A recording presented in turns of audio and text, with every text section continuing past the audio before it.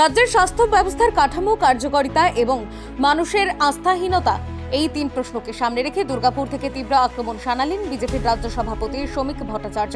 বৃহস্পতিবার মুচিপাড়ায় একটি বেসরকারি হাসপাতাল নির্মাণ প্রকল্পের ভূমি পুজো অনুষ্ঠানে উপস্থিত হয়ে তিনি অভিযোগ করেন, পশ্চিমবঙ্গের স্বাস্থ্য পরিষেবা আজ চরম সংকটে, আর সেই সংকটের প্রতিফলন দেখা যাচ্ছে ভিন রাজ্যে চিকিৎসার জন্য মানুষের হুড়োহুড়িতে। তিনি জানান, যে পশ্চিমবঙ্গ থেকে দক্ষিণ ভারতে যাওয়ার কোনো ট্রেনের টিকিট 2 মাসের আগেও যদি আপনি ট্রাই করেন, দেখবেন প্রবল যুদ্ধের পরেও আপনার নামটা ওয়েটিং লিস্টে থেকে গেছে। যে কোনো কারণেই হোক, মানুষ এই পশ্চিমবঙ্গের স্বাস্থ্য ব্যবস্থার পক্ষে পরিষেবার ওপরে আস্থা হারাচ্ছে। যে রাজ্যে প্রথম মহিলা চিকিৎসক উপহার দিয়েছিল, যে কলকাতা মেডিকেল কলেজ সারা ভারতবর্ষকে একটা নির্দিষ্ট দিশা নির্দেশ দিয়েছিল, একজন চিকিৎসককে দীর্ঘদিন ধরে পশ্চিমবঙ্গের মুখ্যমন্ত্রী বানিয়েছিল, সেই রাজ্যের মানুষের আগে কি করুণ পরিণতি হয়েছে সেটা নতুন করে বলে দেওয়ার কোনো প্রয়োজন নেই। বিভিন্ন সুপার স্পেশালিটি হসপিটাল তৈরি হয়েছে, নীল সাদা রং হয়েছে, কিন্তু দুর্ভাগ্যের বিষয় সন্ধ্যার পরে সেখানে কোনো এক্সরে করারও ব্যবস্থা নেই। ডিস্ট্রিক্ট হসপিটালের কাজ একটাই, আরজিকর, এনআরএস মেডিকেল কিংবা পিজিতে রেফার করে দেওয়া। তাদের উপরও বাধা নিষেধ চলেছে, রক্তের অপ্রতুলতা রয়েছে, বিভিন্ন সরকারি হসপিটালে জীবনদায়ী ওষুধ নেই, এমনকি ক্যান্সারের একটা সাইকেল কমপ্লিট করবার জন্য প্রয়োজনীয় ওষুধ ঠিক সময় সরবরাহ করা যাচ্ছে না। রাজ্য সরকারের পক্ষ থেকে একবার ঘোষণা করে দেওয়া হয়েছিল যে তারা শ্যাডো বিলিং করবেন। যারা সাপ্লাই করেছিলেন তারা এখনো পেমেন্ট পাননি, সেখানেও একটা অব্যবস্থা তৈরি হয়েছে। রাজ্যের বিভিন্ন জেলায় সুপার স্পেশালিটি হাসপাতাল গড়ে উঠলেও সেখানে পর্যাপ্ত চিকিৎসক, প্রযুক্তি ও 24 ঘন্টার পরিষেবা না থাকায় কার্যত রেফার কেন্দ্রে পরিণত হয়েছে বলেও অভিযোগ তার।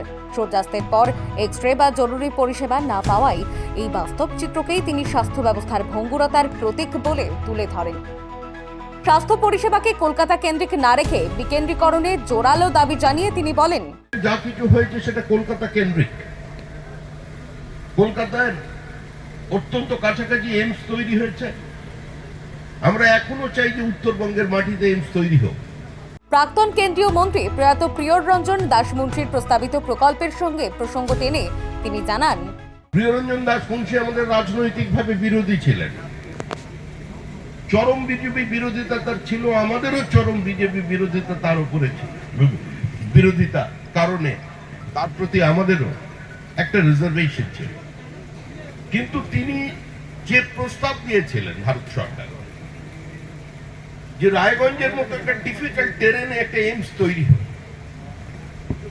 যে রায়গঞ্জের মানুষকে আজকে শিলিগুড়িতে আসতে গেলে কখনো কখনো 150 কিলোমিটারের বেশি ট্রাভেল করতে হয় বিভিন্ন রাস্তা ঘুরে, শিলিগুড়ি ছাড়ার কোনো পথ নেই, পয়সা থাকলেও বেসরকারি হসপিটালে চিকিৎসা পাওয়ার। আমরা চাই উত্তরবঙ্গে আরেকটা এইমস তৈরি হোক এবং রায়গঞ্জে তৈরি হোক।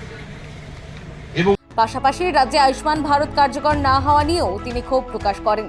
আর দাবি, ভিন রাজ্যে কর্মরত বাংলার পরিযায়ী শ্রমিকরা বিপদের সময় কেন্দ্রীয় স্বাস্থ্য প্রকল্পের সুবিধা থেকে বঞ্চিত হচ্ছেন। আবার স্বাস্থ্যসাথী কার্ড রাজ্যের বাইরে কার্যকর না হওয়ায় সাধারণ মানুষ ও পর্যটকদেরও সমস্যায় পড়তে হয়। এদিন যে বেসরকারি হাসপাতাল প্রকল্পের ভূমিপুজো সম্পন্ন হয় সেটি মোট 650 বেডের পরিকল্পনায় গড়ে উঠবে বলে উদ্যোক্তা হিরণময় দাস জানান। প্রথম পর্যায়ে 200 বেডের হাসপাতাল নির্মাণের কাজ শুরু হচ্ছে। শিল্পাঞ্চল, দুর্গাপুর ও সংলগ্ন এলাকার মানুষের জন্য আধুনিক চিকিৎসা পরিষেবা নিশ্চিত করাই এই প্রকল্পের লক্ষ্য বলে দাবি কর্তৃপক্ষের। আজ আমাদের অ্যাপোলো স্পেক্টার হসপিটাল ভূমি পুজো, সেই উপলক্ষে আজকে আমরা মোটামুটি 650 বেডের আমরা মাস্টার প্ল্যান করেছি। তা আজকে আমরা প্রথম 200 বেড ওপেনিং করব। এদিনের অনুষ্ঠানে উপস্থিত ছিলেন বিষ্ণুপুরের সাংসদ সৌমিত্র খা, দুর্গাপুর পশ্চিমের বিধায়ক লক্ষণ ঘড়ুই, সাংগঠনিক জেলা বিজেপির সভাপতি অভিজিৎ দত্ত সহ অন্যান্য বিশিষ্টজনেরা। তবে বেসরকারি উদ্যোগের প্রশংসা করলেও শ্রমিক ভট্টাচার্য বলেন, সরকারি নীতিমালা মেনে অন্তত 10% বেড দুস্থ ও প্রান্তিক মানুষের জন্য সংরক্ষিত রাখতে হবে। একই সঙ্গে স্বচ্ছ ও জবাবদিহিমূলক বিলিং ব্যবস্থার উপরও জোর দেন তিনি। কেয়ারডি মেডিকেল সেন্টার প্রাইভেট লিমিটেড তারা অন্তত সরকারের এই নীতি নিয়মটা মেনে চলবেন। তাদের 10% আসনে এই অঞ্চলের প্রান্তিক মানুষকে যারা আছেন, যাদের চিকিৎসা করবার মতো সামর্থ্য নেই, তাদের পাশে 10% আসনে আপনারা প্রান্তিক মানুষের চিকিৎসা দেবেন। এখানকার আয়ুষ্মান ভারতের যে কার্ড আসছে পশ্চিমবঙ্গে জুলাই মাস থেকে, নতুন সরকার যেটা নেবে সেটাকে আপনারা বাস্তবায়িত করতে সাহায্য করবেন। চিকিৎসা পেতে মানুষকে যদি শত শত কিলোমিটার পাড়ি দিতে হয়, তবে তা শুধুই প্রশাসনিক ব্যর্থতা নয়, সামাজিক অবিচারেরও নামান্তর। দুর্গাপুর থেকে বিধানচন্দ্র গাঙ্গুলির রিপোর্ট, বঙ্গলেখনী।